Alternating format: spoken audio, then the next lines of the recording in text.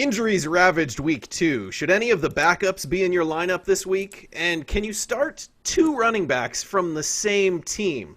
We'll talk about those questions and more on the week 3 edition of the Footballguys Daily Fantasy Power Grid presented by DraftKings. We're going to start where we always start, with Mr. John Lee, the scientist, talking about the Las Vegas lines. John, what are they telling you?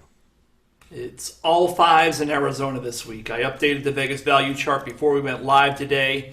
The line, Arizona giving Detroit 5.5 with a 55.5 total. 5s across the board.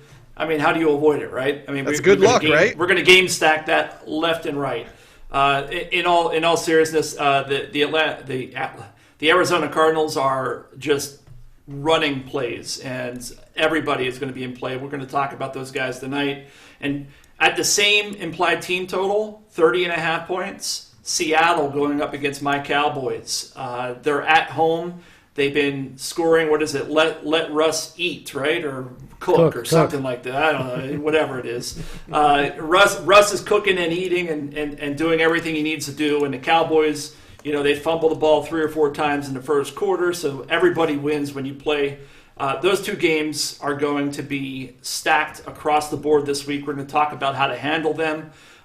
Just below that, Indianapolis. Last week I was a naysayer on Jonathan Taylor. Didn't kill me, didn't hurt me, wasn't a game winner. This week, Jonathan Taylor might be in play because Indianapolis 11.5 point favorite against the New York Jets, who haven't done much of anything this year, and as if they needed injuries, they got injuries on top of it. A lot of different ways to go this week. If you look at the Vegas value chart that I put out on Tuesdays, about half of the league, literally half of the league, is in play in terms of where my cutoffs are. They're kind of arbitrary, but I think it makes for a really interesting week in terms of DFS and how we handle lineup building and going contrarian and thinking about tournament play in particular. All right, well, let's get right into it with those quarterbacks. There seems to be a pack of quarterbacks that are kind of clustered together at a similar price that I think are going to be very popular this week. But before we get into that, let's talk about some of these injuries. It does not look like Jimmy Garoppolo is going to go. It looks like Drew Lock is out and Tyrod Taylor out. I don't know if that opens up any really cheap quarterback options. It may not. We'll talk about that. But let's kick it over to you, Phil, and talk about some quarterbacks. Who do you like this week? Yeah, so John mentioned the games that we want to be looking at with those high implied totals and shootout potential. And I, as the crowd may or may not remember, I don't play much cash games. But if I did play cash games, I would be spending up at quarterback this week. I don't think I'd be looking to go below Cam Newton at 6,700, but I would be fine with Russell Wilson and Dak Prescott playing either side of that Cowboys Seattle shootout. Kyler Murray would probably be my top choice, and I like all these guys in tournaments too, by the way. It's not like these are just cash game plays. I think that one thing that we learned last week, like a high-level takeaway, is don't fade the obvious stack because it's probably going to be the highest scoring game on the slate. So game stack that game, get all those points, and rotate your core of players that includes a couple of low-owned guys that you like around that game stack. So I think all those guys are super viable. And then could I give you one GPP play? Yeah. So this is GPP only, and I would take the other side of the Arizona game and look at Matthew Stafford, provided Kenny Golladay is back this week. That's a huge deal. Yes, it looks as though he's going to be back. Matthew Stafford last year, before he got hurt, 9.1 adjusted yards per attempt. That was playing with Darrell Bevell as his offensive coordinator for the first time, and Bevell really unlocked that deep passing game. This year, without Kenny Golladay, Matthew Stafford is averaging 6.8 adjusted yards per pass attempt, which is his lowest rate since 2014. It's not hard to tell what's missing. What's missing is Kenny Golladay and the vertical element he brings to the game. So as long as Golladay is active, look to stack the other side of that game and gain leverage in GPPs. Nice. Devin, who are you playing at quarterback? You like any of those guys Phil mentioned? I don't like Stafford, but I'm not going to touch too much on it. My favorite guy is probably Dak, going up against the Seattle defense. I know it's on the road, but Seattle's allowing over 400 yards per game so far this year passing. And, yes, they faced Matt Ryan, who was largely a garbage time performance, but Cam Newton threw for 397 against this defense. I think 3 of their top safeties are out or questionable heading into this week. So they're banged up in the secondary. I anticipate that this will be a game in which Dallas throws the ball all over Seattle. We talked about it a little bit earlier. And Seattle's run defense has been pretty good. So Dak is the guy I'm going with in cash this week. It's hard not to play Kyler Murray. He's just been running all over the place. But going way down, I think one of the guys that I would probably consider is Nick Mullins against the Giants at just 5,100 on DraftKings. John hates that pick. You can see it in his eyes. He wasn't terrible in 2018 when he was playing. He had a game where he threw for over 400 yards, and he averaged 284 yards passing per game. So he's a guy at 5,100 that if you wanted just to, I don't think very many people are going to play him, but if you wanted to go a little bit contrarian and stack up some of the other positions, I don't think he's a bad play. And I think maybe it relies heavily on George Kittle coming back this week, which he may. That's an injury situation we're watching pretty closely. John, quarterbacks. Well, Nick Mullins is not on my list this week. I have the 2 names on my cash game list this week are Kyler Murray and Cam Newton. They're $100 apart. Those are the guys that I think you got to go with. As Phil led with, it's a week, and I don't do this often, but I think it's a week where you spend up a quarterback in cash games. There's enough value at the wide receiver position that we'll talk about later in the show that I think you can make it happen. For GPPs, I love the Stafford call. He's actually at the top of my handwritten list here. A year ago in week 1 against Arizona, I think he threw for almost 400 yards and 3 touchdowns.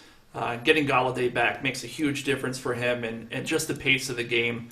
I'm a big guy about looking at pace and understanding how many plays an offense can run in a given game, and Arizona has definitely been at the top of that list. I guess another GPP selection that I kind of like this week, last week as we recorded this show, I was quite surprised at how easily Baker Mayfield moved the ball in Cincinnati. With that in mind, I think Carson Wentz is interesting this week. We're going to talk about Miles Sanders in a second.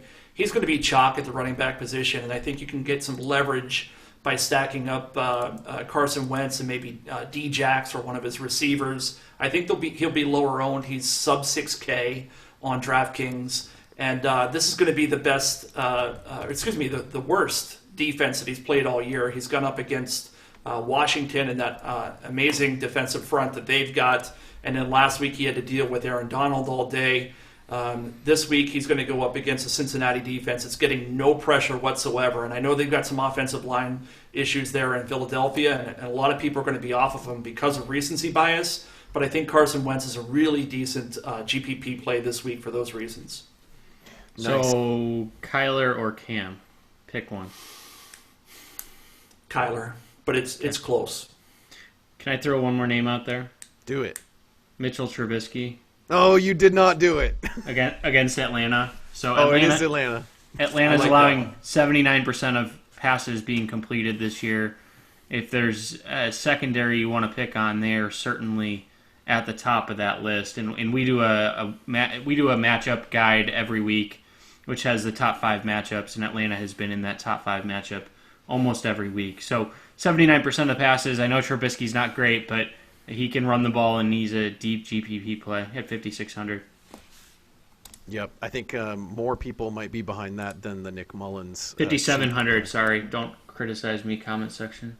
And you should probably point out that Atlanta's actually been pretty good against the run as well. I think they're only allowing about 3 yards per carry this year against Seattle and Dallas, both of whom have pretty good run offenses as well. Yeah, of course, Dallas did sort of spot Atlanta about 20 points at the beginning of the game, so that, they had to pass more, perhaps. It's because Ryan's not here, and that was the only team he would pick every week, is what running backs facing Atlanta. That's true. Any other quarterbacks before we move on? I think that covers it pretty well. It Be does. sure. I'm sorry, Austin. I'll just throw in really quickly that I don't think that Devin's Nick Mullins call is all that outrageous, because I do trust the Shanahan system to find a way to execute against that Giants defense. And Nick Mullins, like Devin said, has done it before. The only reason I don't think that you have to play him is because you don't have to go down that low in any type of roster construction that I could think of with all the value that's out there this week and the high-end quarterbacks and the ceilings that they have. There were so many injuries in week 2 that it opened up quite a bit of value, and so construction-wise, I could see that for sure. Look, if you guys believe he's going to throw for 300 yards and a couple touchdowns, then he's Didn't say in that. play. Did not say that. So, I mean, what does he need to score to make his spot in your roster legitimized? I think he could throw for 300. I mean, I just pulled up his stats from 2018. He had 2 games with over 300 and another game with 282 and 3 touchdowns. But I just don't see them doing it. I mean, they're going to lean heavily on that running game because they don't need to pass to beat the Giants, right? Well, they are down 2 running backs, so that doesn't help their running game a whole lot. But they got Jerick McKinnon's just fine, and Jeff Wilson's going to see plenty. I mean, we'll talk about that in a moment, but I think Jeff Wilson's going to see plenty of time as well. I just don't know that this guy's going to throw more than 30 passes. I mean, what's the over-under in the number of passes he throws this week? 32. You had to go a little bit higher than what. All right, that's enough. It's enough Nick Mullins talk. It's enough Nick Mullins. Okay. One more name, Ben Roethlisberger. I think that he's in a good spot against Houston this week. They've been in favorable game or unfavorable game scripts from passing the ball, and I think that realistically, he's a guy who it could be a shootout against Houston. Although their defense has been looking pretty good. So Pittsburgh's defense, that is. So I think Roethlisberger could come out in one of these games. He's going to have a 400-yard passing performance. I just don't know when. It could be this week. Tell us down in the YouTube comments which of these quarterbacks you're playing in cash or in GPPs. Let's talk about running backs. We've mentioned a couple of the injuries. The top 2 running backs for San Francisco are not going to play this week. We've got Saquon Barkley is out. Christian McCaffrey is out. It does not look like Cam Akers is going to go. And there's a weird thing in Las Vegas where Josh Jacobs didn't practice on Thursday. There's some speculation that maybe it's just like an extra rest day coming off of a Monday night game. But just keep an eye on Josh Jacobs to make sure that he practices on Friday. We record this on Thursday nights. Let's talk about running backs. Why don't we go to Phil first to talk running backs? What do you think, buddy? So John mentioned Miles Sanders, and I'm just wondering, what on earth he had to do last week for DraftKings to raise his price by more than $100. He returned to a absolute bell cow role, 77% of the team's snaps, 77% of their total backfield touches, 27 carries plus targets, 131 yards and a touchdown. It's a mismatch with Sanders and those Bengals linebackers. I actually read today of the 9 linebackers on that roster, 4 of them entered the season never having played a single down in the NFL. And guess what? It's showing. They've allowed 42% more PPR fantasy points than league average so far this season, and I have a tough time seeing how that's not going to continue with Miles Sanders monopolizing the touches in that backfield. So cash games, absolutely. GPPs, I still think you go over the field. He's just good chalk. And there's a bunch more guys on my list, but I'll give you one more that I'm looking at in GPPs. I think Kenyon Drake might be a decent pivot off the passing game in Arizona. I think the price on him is pretty soft at $6K. He's going to touch the ball 20 times. We just saw Aaron Jones torch that run defense, and it's the classic running back game script. I'm not sure how popular he's going to be, but Arizona's at home. They're a big favorite. They've got the high total. It screams running game, and he's going to take about 70% of the touches like he usually does. So I'm curious what you guys think about him from a roster percentage projection, if he's going to get up there or if he is actually a good leverage play on that passing game. Speaking of which, Devin Knotts works on our roster percentages every week. Devin, will pitch it to you next on running backs. Maybe you've got some early inclinations as to who do you think is going to be the chalkiest plays of the week. Yeah, I think it'll be Miles Sanders, and I think it'll be Austin Eckler going up against Carolina. I'm of the opinion, and you had it in the teaser, that you could start both of these running backs in the same game.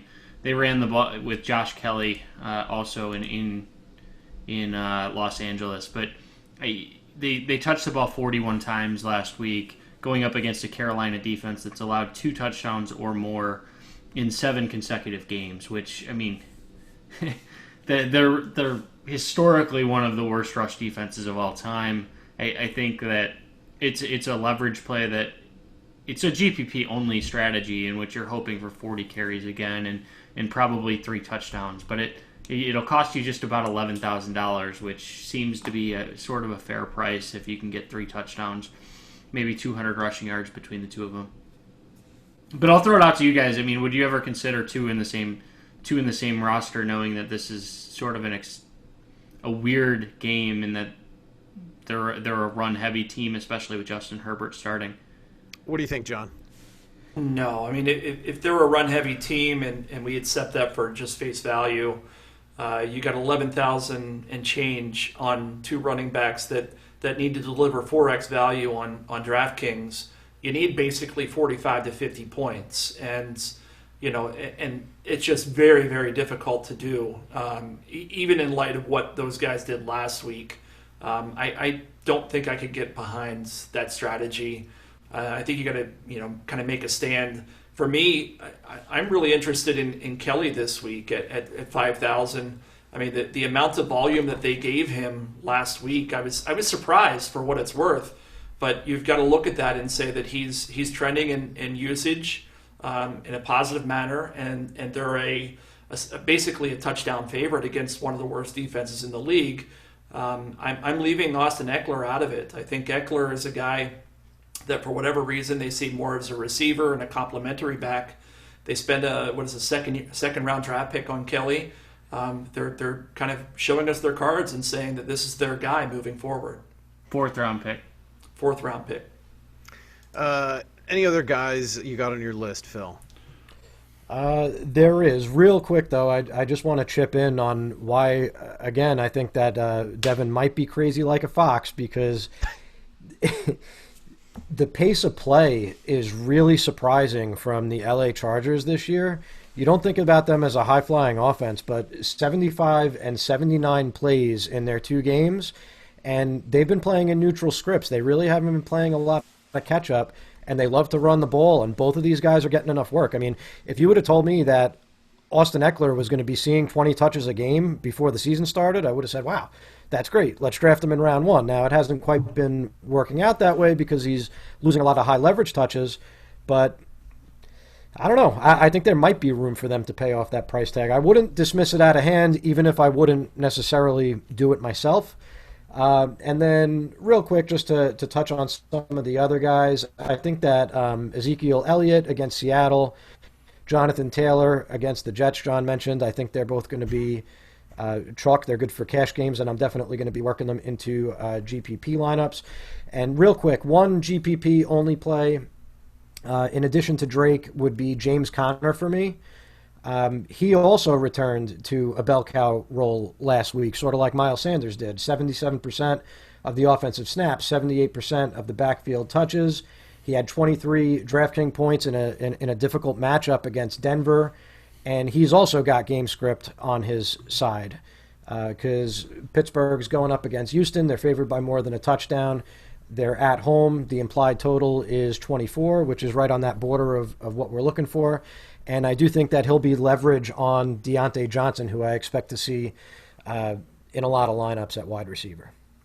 Devin, I saw the red background Black-Eyed Joe flash. Uh-oh. Yeah, that's new. I like that. Instead of the crayon scrawled paper. Yeah, I can't do Ezekiel Elliott this week. I believe in this Seattle run defense, and I don't believe in their pass defense. I think that this is a game where they throw the ball all over the field. I mean, That's fair. I think Zeke could get in on that, though. He could, but certainly not for cash for me this week. I do like the James Conner call quite a bit. I think that he's in a really good spot. Leonard Fournette, I think, is in a potentially good spot going up against Denver.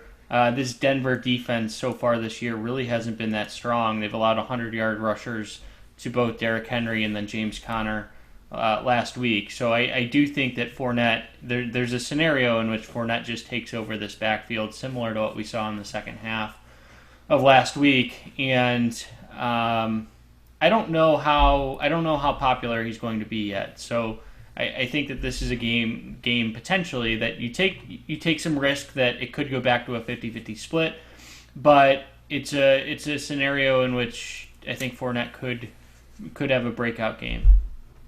John, are you looking at any of these guys in GPPs who are sort of the backups that are stepping up, like a Dion Lewis or a Mike Davis or Jerick McKinnon, maybe you mentioned before?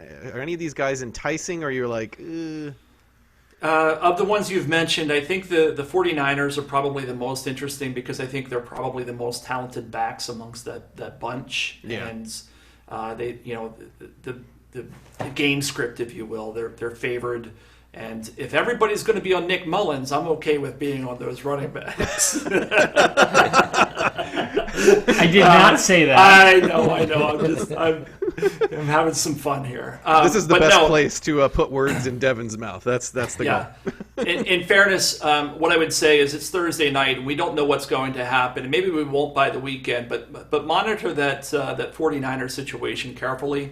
Heading into the weekend, there's some early rumors coming out that it might not actually be Jerick McKinnon getting kind of the bulk of the carries. It could be Jeff Wilson, at least as reported by the San Francisco Chronicle earlier today.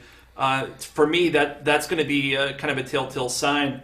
I mean, Jeff Wilson's only 4,000. If we find out he's going to get the bulk of the carries, I think he becomes cash game viable. I'm not telling you on Thursday night to do that, but at 4,000, if we know he's getting 15 carries and a few touches in terms of as a receiver, he becomes a guy you could save some salary on entering the weekend. Moving on to the GPP side. By the way, I agree with Miles Sanders. I think Miles Sanders is going to be 40% of rosters in GPPs. He's going to be by far the most popular running back on the slate this week.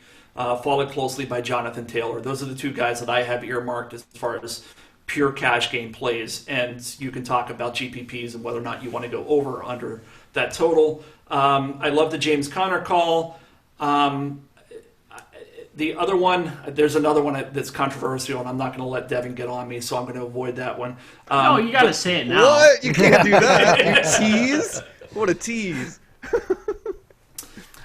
This individual is going up against one of the best run defenses in the league, but I think that he could see 25 touches. And just by volume alone, I think that Melvin Gordon is an interesting GPP play this week. He's 5,800. I recognize the matchup is tough, but it's a pure volume play. If they get into a short field situation, he's going to be the guy they're looking to with a quarterback that is not going to throw very much at all. I do think that Melvin Gordon's going to be rostered on too few lineups compared to what his upside is.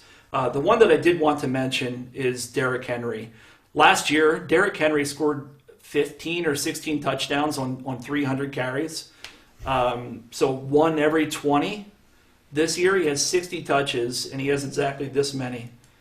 We talk about touchdown regression. This is a guy that could get it, and he's going up against the Minnesota Vikings defense that has been decimated, as we've seen over the past 2 weeks, by opposing rushers. I love Derrick Henry again this week. He disappointed people last week, including this guy right here. He was in my article.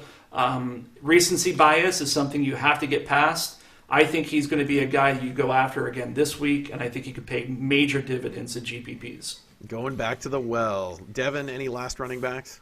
Yeah, Mike Davis is intriguing against the Chargers. He caught 8 passes last week, and really that's really his only value. I don't think he's that great of a running back, but if they're going to keep dumping the ball off to him, I mean, they had 13 catches for running backs last week in total. So, I mean, there's a scenario with no McCaffrey that he could catch 6, 7, 8 balls again, and if he does that, he's hitting value.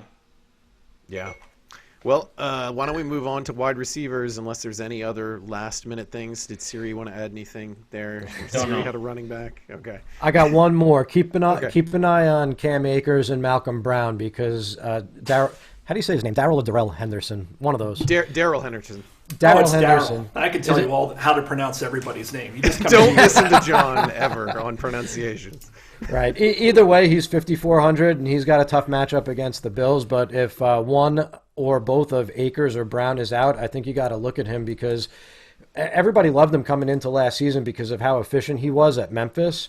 And he got his opportunity last week, and guess what? 6.8 yards per attempt, 20 yards per catch, 120 total yards, and a touchdown. He's efficient. So I think we're going to want to look at him in that range, certainly ahead of a guy like Mike Davis or even maybe McKinnon, because I have a feeling they're going to kind of keep him on ice. Yeah, Devin is not liking any of your running back picks this week. Brown is dealing with a finger injury. I think he had surgery on Monday, but it sounds like he's going to play this week after that surgery. But just kind of keep an eye on the word about Brown and his finger injury. Let's talk about wide receivers. Can we just summarize? We threw a lot of names out there. It sounds like in cash, Sanders, Taylor. Yeah. I'm throwing either one of the Chargers backfield in there. Anybody else we're considering for cash? As I said, monitor the 49ers situation. If you find out that Wilson is going to get the bulk of the carries, I'm okay with him at 4K to save cash. Yeah. Sounds like there's a lot of really good value options at running back this week. Wide receiver, we've got another slew of injuries. We're keeping an eye on Julio Jones, who did not practice on Thursday. Cortland Sutton went to IR this week. We mentioned Kenny Golladay could be coming back this week, making his season debut. A.J. Brown didn't practice Thursday. He's likely to miss another week this week. And Juju Smith-Schuster didn't practice on Thursday, but people aren't necessarily worried yet, but it's something to keep an eye on. And I don't know, there's a few other odds and ends. John, why don't we go to you first on wide receivers? Tell us if any of these injuries impact your picks this week and who are the guys you like. Yeah, I mean, the Julio Jones situation is interesting. Definitely keep your eye on that. And I always refer to our subscribers to Dr. Gene Bramall on staff. He's as sharp as anybody when it comes to injuries. He's a guy that I look at Saturday night, Sunday morning to give me real input about how I handle my rosters with regards to a player actually playing versus participating, right? And it's a big difference between that. So big shout out to Dr. Gene on that with Julio because that offense, I mean, I don't know what the exact number is, but Matt Ryan, I think, is throwing for 300 yards, something crazy, 14 out of 17 games of the past year. So you definitely want to monitor that. With regards to cash games, and I'll just hit cash games and let the guys kind of take over with GPPs, and maybe I'll fill one on the back end. DeAndre Hopkins in that game we talked about at the top of the show, that 55.5 point total. You've got to have a piece of that Arizona Cardinal offense, and DeAndre Hopkins I think is too cheap at 7,900. Last year, if Michael Thomas was in this same game, he would have been 9,500, so you're getting a discount as far as I'm concerned. I do think that Amari Cooper is probably too cheap at 6,500 himself. And then on the lower end, if you want to save some salary, I'm actually interested to know what the guys think about these guys as cash game calls, because I'm kind of on the edge. And this is what happens when you get to the lower ends. You start taking some chances based on just gut feel. And I have a big gut, so I'm thinking about N'Keal Harry at 4,200. It looks like he might be coming into a bigger role within that offense. I think Cam's gaining some confidence. And then the bigger question that I have is around Curtis Samuel. What do you guys think about Curtis Samuel this weekend? This is a game where they're likely playing from behind, and then we're also hearing some rumors that maybe he might get some running out of the backfield. I know Devin, you might have some insight into this, that dating back to his college days. Yeah. What do you think? What's the story with Samuel at 4,000 against the Chargers? He sort of played the Percy Harvin role under Urban Meyer, where he's a running back that would, catch jet sweeps and still get carries up the middle. So he has the background. He was more of a running back in college, but did he really take him out of that role? I think we would hear something from the practices, whether he's lining up, definitively if that was the case. Could he get 5 or 6 carries? Sure. Do I think he's going to get more than that? Probably not. I think they're going to roll with Mike Davis this week. I think that Samuel's a fine GPP play, but he may get too popular. I think that there's a lot of buzz around him, a lot of speculation. The matchup isn't a great one against the Chargers, so he's not a guy that I'm going to let other people make that mistake, but I can see why there's some interest there. I'd rather go with Deontay Johnson for just a little bit more. What do you think, Phil? Who do you like at wide receiver?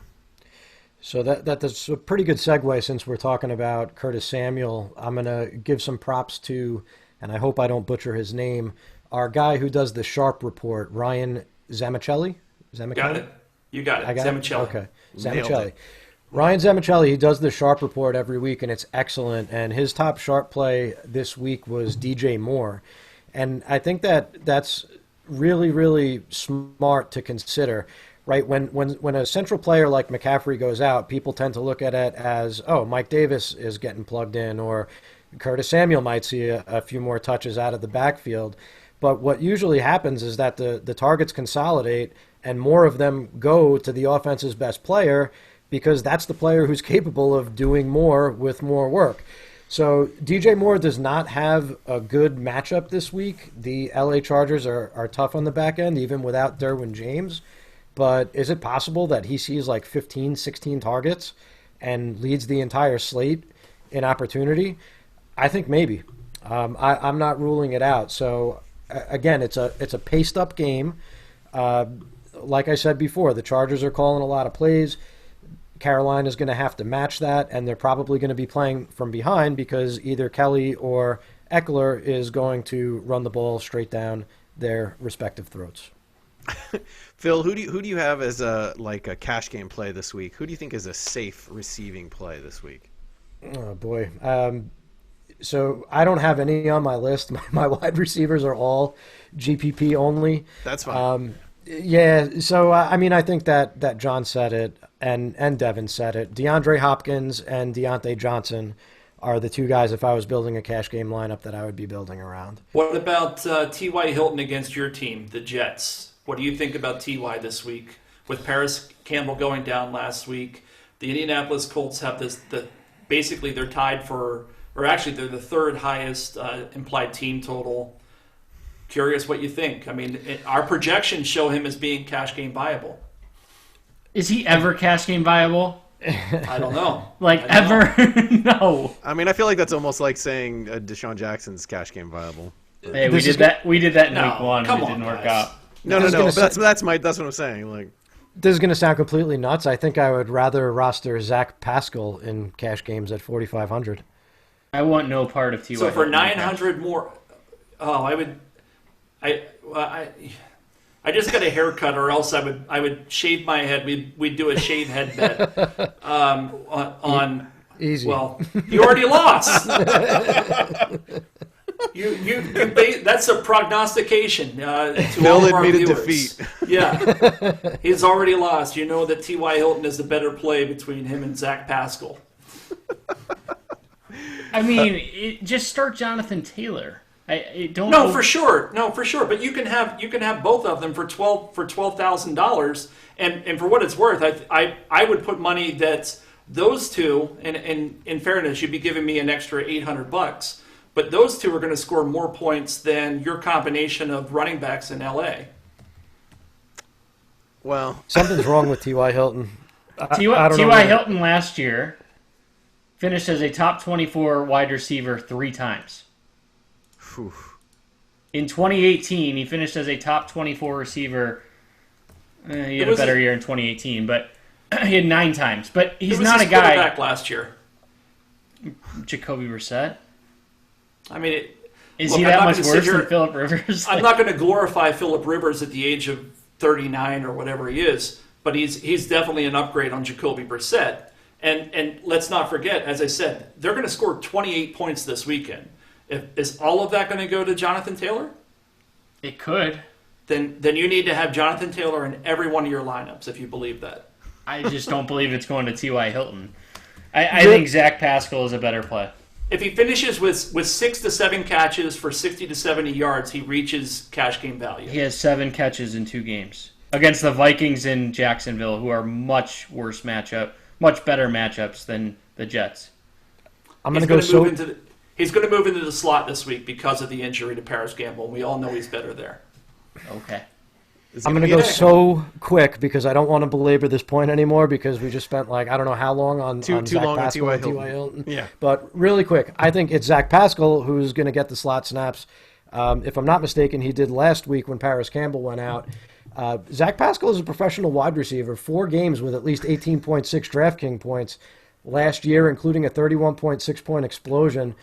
Decent athletic and production profile. It fits better with what Phillip Rivers could do today than what T.Y. Hilton does on the field. But does he play basketball? John, he's a professional athlete. You heard that. Mic drop. He went to Old Dominion, which is a basketball school, so you never know. There you go. If I'm watching this show, what I'm hearing is there may be value in the Indianapolis Colts wide receiving core, and it might be worth a deeper look. Yeah, that's fair. Hey, Devin, you mentioned Trubisky earlier going up against that Atlanta secondary. What about Allen Robinson here? I think he's a cash game play. I think that he's one of my favorite guys this week. There's been a lot of talk on him not being as involved as he otherwise could be. He's at 6,200 against Atlanta. Anthony Miller has basically been non-existent in this offense. And, I mean, who else do they have besides those two? So I think that this is a week where Robinson gets right. And at 6,200, he's probably one of my favorite guys in cash outside of Deontay Johnson. Just touching really quickly on Johnson, I think that he is far too cheap. At 5,600, I think that he's the number one receiver in Pittsburgh ahead of Juju Smith-Schuster. And he's playing as similar to Antonio Brown as I think we've seen in quite a while. So he's electric when he gets the ball in his hands, and he's just a fun player to watch. So he's a guy I'm looking at. And then, I mean, what do we do with Calvin Ridley? Is it just it's hard because he's one of those guys who had a big week last week, and I don't want to overreact, but man, did he look good. Yeah, I think you've got enough salary relief in your roster construction this week that you can afford to pay a slightly, bumped price on Ridley. I think if Julio plays this week, he's still not full Julio. If Julio doesn't play this week, though, Ridley probably becomes chalk for all the reasons we already know. Yeah. And then the more interesting plays, at least in my eyes, for tournaments become Russell Gage and Hayden Hurst. The Bears, if you date back to last year, have not defended the tight end position well. And I think that becomes pretty interesting because I also like that Trubisky call. And this is one of my stacks, cheating ahead. Trubisky to Allen Robinson. I really like that. So you could do that and run it back with some combination of a cheap wide receiver in Atlanta. Yeah, that's fair. All right, fellas. Anything in Tennessee that we like? Adam Humphries at 3,900. Jonnu Smith, but yeah, he doesn't play. Did Jonnu practice today? He did. He had a full practice today. Wednesday he was looking iffy, and then Thursday he got in a full practice. So it looks like he's gonna go this week. That's a good segue. So what's going on with tight ends? Yes. Please make sure you subscribe, hit that bell so you get notifications, and please give us a thumbs up or give Devin a thumbs down if you want to do that too. Tight ends, we are looking at Darren Waller is questionable. He did not practice Thursday. Again, it could just be a day of rest coming off Monday Night Football, but keep an eye on that. We got Jack Doyle got in a limited practice on Thursday. He could return after missing week 2, but maybe after that big game from MAC, we saw last week that maybe it doesn't matter. George Kittle, we're keeping a close eye on for the Niners, who seem to have everyone hurt. Let's talk tight ends. Devin, why don't we go to you first? What do you think about tight ends? Yeah, I think if Darren Waller plays, he's definitely intriguing at 5,700. But to your point, it's going to depend on his health. So I think that's definitely something to keep an eye on. New England really hasn't been tested against a tight end this year, and Patrick Chung opted out, so that's a big loss for them. Someone who would traditionally cover the tight end. I think Evan Ingram might become popular, although I absolutely hate that play with Sterling Shepard being out for the foreseeable future. Ingram just against the 49ers isn't someone who I want to target. I think that he's a guy who, when he draws a lot of coverage, isn't necessarily the guy that you want to play. So I think he's a more overrated tight ends in the league. Hunter Henry, I think that at 4,800 is probably my favorite guy. Outside of Jonnu, I think that Jonnu and cash against the Vikings is, especially if A.J. Brown doesn't play, is probably going to be absolute chalk at 5,200. Phil, what do you think about tight ends? Well, I think that I would like to congratulate all of our loyal listeners who rode the Mo Alley Cox train last week and did not listen to Devin. That's for sure. Man, was that fun. I mean, wow, exactly what I said. Just tanking through people on his way to a huge game. Gotta love it. Gotta love it. Jack Doyle, though, it did return to a limited practice today, so I don't think that we're going to get to do Mo Alley Cox week 2 weeks in a row. So we're going to make it Drew Sample week. We're going to go back with a GPP play or even a punt play, possibly in cash games, to Drew Sample. So the book on him is that he's an inline tight end, more of a blocker. But what is that? That's a blind squirrel that found a nut. Nice. Touche, my friend. Yeah, so getting back to Drew Sample, while he did come into the league for his skills as a blocker, he's got the size, speed, hands, agility, and catch radius to create mismatches in coverage. The Bengals have to throw the ball.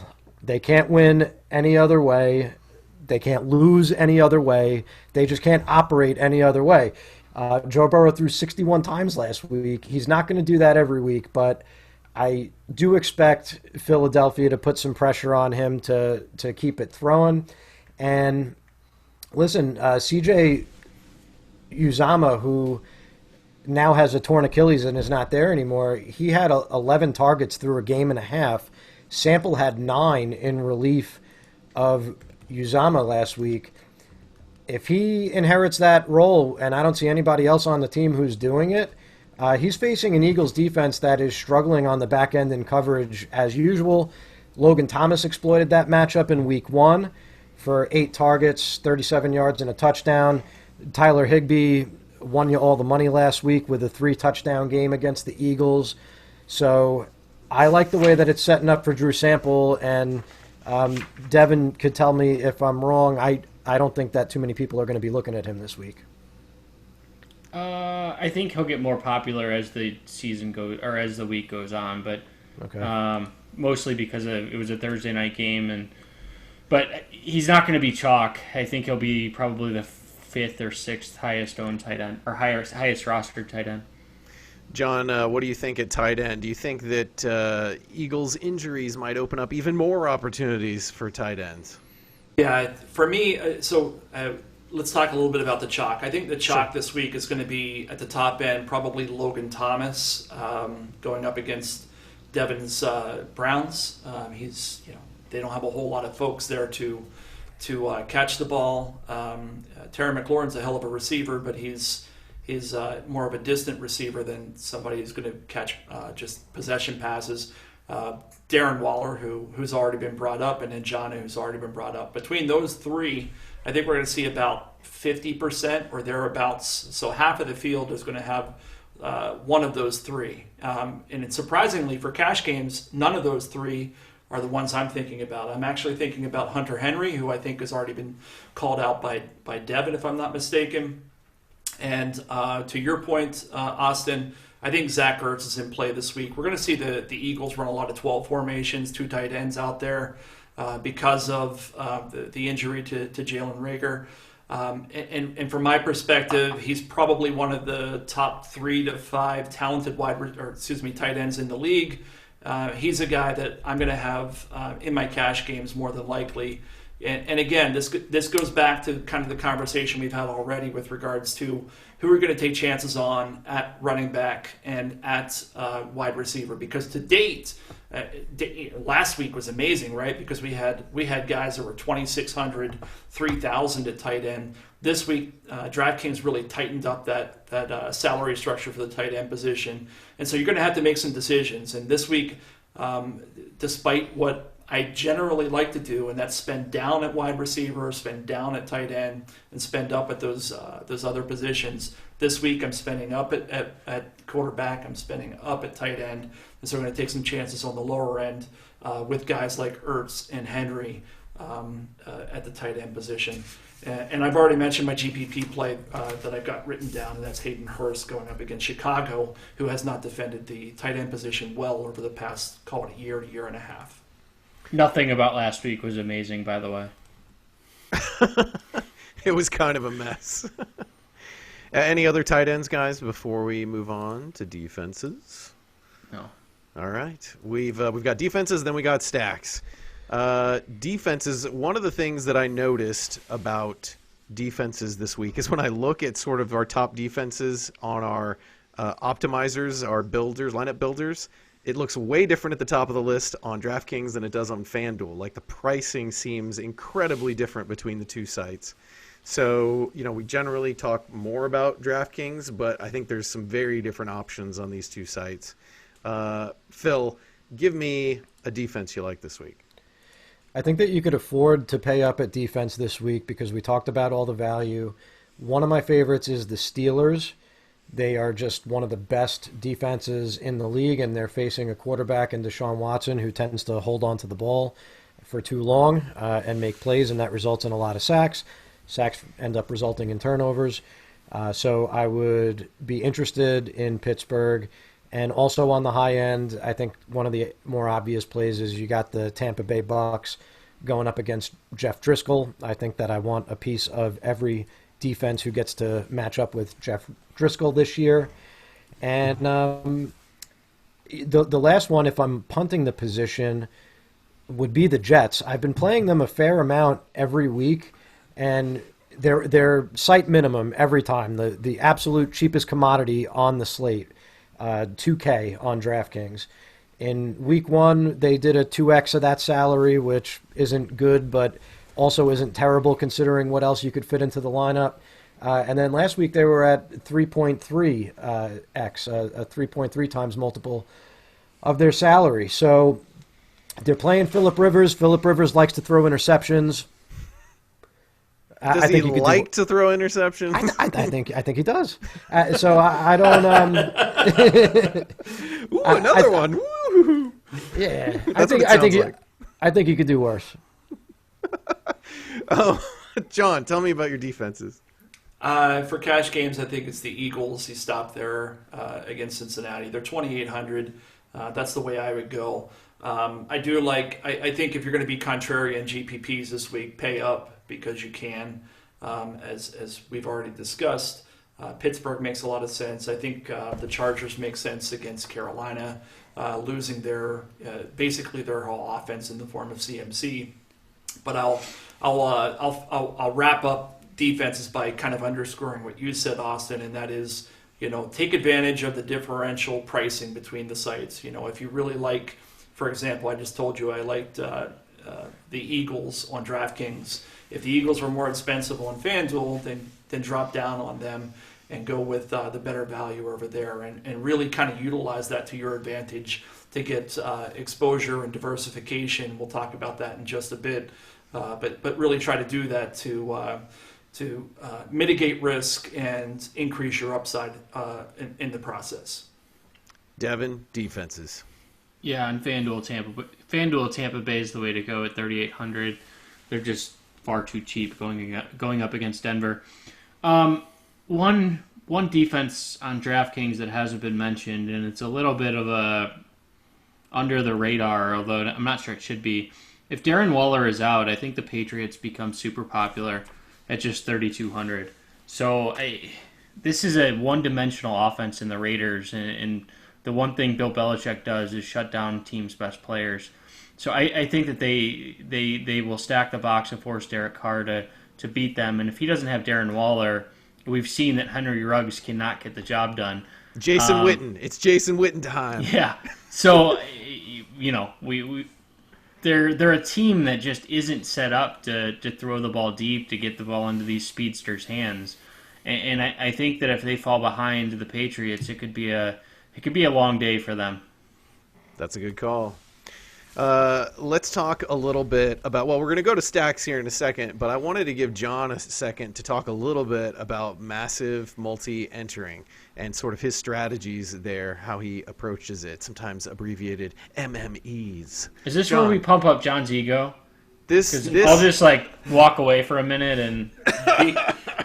He did it already by saying massive. I think most people say mass multi-entry. Massive is, that does build the ego a bit. Yeah, I like to get really excited about it. It's mass multi-entry, yes. John. It's something we had a few viewers reach out to me over the past week or two talking about, coverage and how do I get exposure to all these guys and one of the things I like to do, and it's evolved, when I started doing this 4 or 5, well, it's probably closer to 6 or 7 years ago now, I basically I hand-selected key lineups for GPPs, and I built my cash game lineups, but now obviously we have lineup generators and Footballguys. Get onto our DFS page. We have a single game lineup generator for, typically I use that for cash games, and then we have a multi-lineup generator for tournaments. And it's a multi-lineup generator. It's not the showdown slate, and a single lineup generator, not a single game generator. Just to be clear. Yeah, my apologies if I got that backwards. That's all right. But what I do basically is I select a player pool of players that I want, and then the percent rostered that Devin talks about.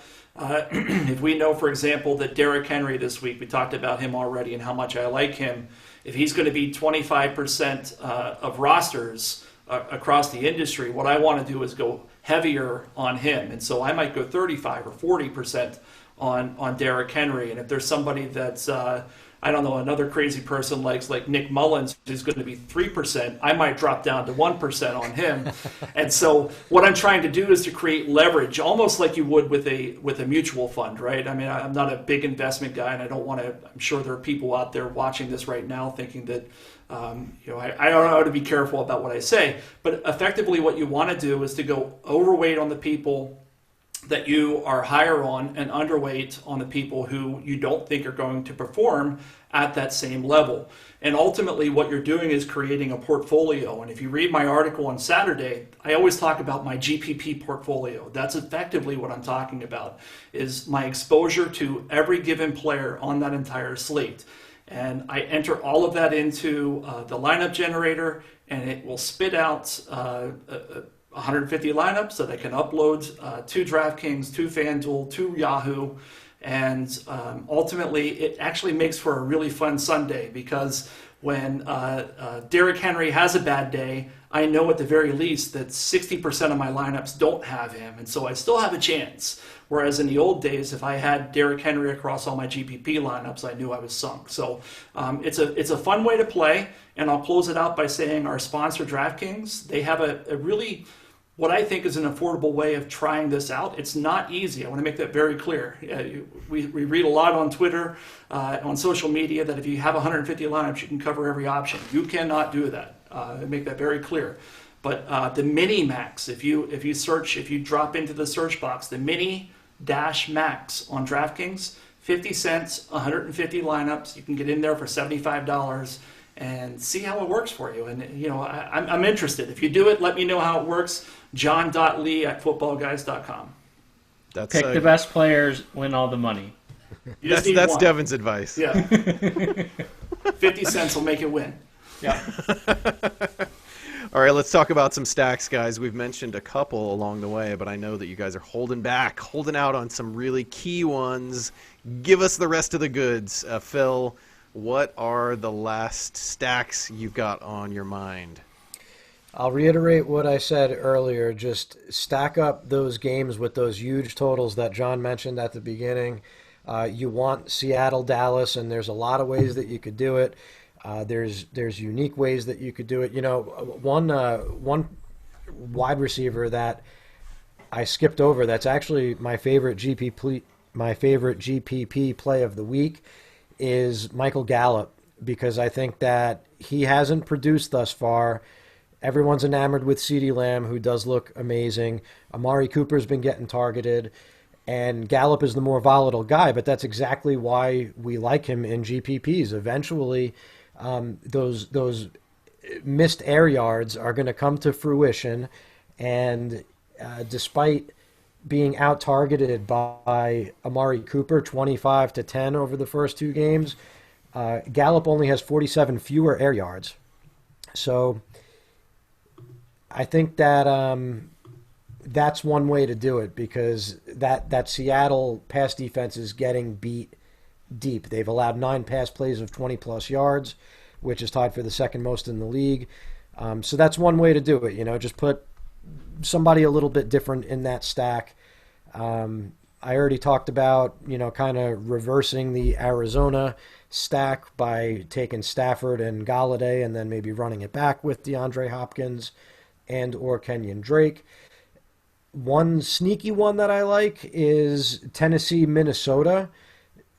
Just in case Tennessee opens up a big lead on Minnesota, which I think they could do via the passing game with Tannehill, Jonnu Smith, and the wide receivers, as well as Derrick Henry, as John pointed out. I think that you run that back with Thielen, and it could be a surprise game that goes way over Vegas's total. So for one that nobody's on, I would recommend that one. Devin, who are you stacking? Yeah, I think Roethlisberger and Deontay Johnson is my favorite this week. I do like Mitchell Trubisky and Allen Robinson.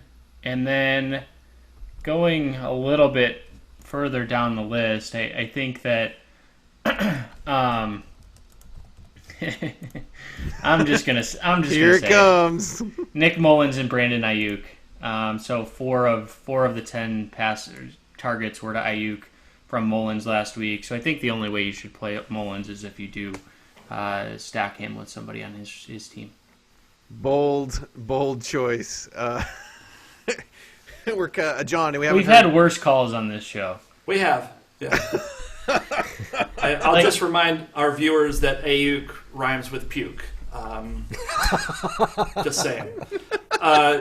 Look, one quick GPP from me. Read my article on Saturday. It'll be out, and it'll have all my final takes. Don't be afraid to stack up. We're talking about these big games, 55, 56 points with Arizona, Dallas, Atlanta. The Eagles and Bengals are interesting this week. If you add up the number of plays they're averaging per game, it beats everybody. It's north of 140. And I've already talked about how I like Carson Wentz. I think D-Jax is in play. I think Zach Ertz is in play, and you can run them back with another player who I like. I'm on the old man train tonight, and you guys know I'm the old man of the crew here, so I'm going to run it back with A.J. Green, who, if you're an air yards follower, he's a guy that's I don't think there's been a person who's been targeted more in the red zone this season than A.J. Green. He scores this weekend, and he makes Devin look bad 2 weeks in a row. Devin hates that pick. And any comments, Devin, in your rebuttal? No. I'll let the comment section comment on that one. Yeah. If you have an opinion on AJ Green, comment down below. What do you think, Phil? Oh, Phil's so I have one real quick on AJ Green. I forget where I saw it on Twitter, but someone called his air yards prayer yards. I thought it was hilarious. They're prayer yards. He doesn't have a prayer of making those. Nice. Nice. All right, fellas, I think that's going to wrap up our show. Be sure to check out all of our content over at footballguys.com/DFS. We've still got those in-season discounts. We dropped our prices as soon as week 1 was done, so go check out those prices if you're not a subscriber yet. We'll be back next Friday morning with our Week 4 episode. On behalf of John Lee, Devin Knotts, and Phil Alexander, I'm Austin Lee saying thank you for watching, and thanks for being a football guy. Be sure to check out all of our content over at footballguys.com/DFS by clicking the button in front of Devin's face. And if you'd like to subscribe to our YouTube channel, be sure to press the button that's on Phil's face. And if you want to see our latest video, click that giant box that's in front of John Lee's face.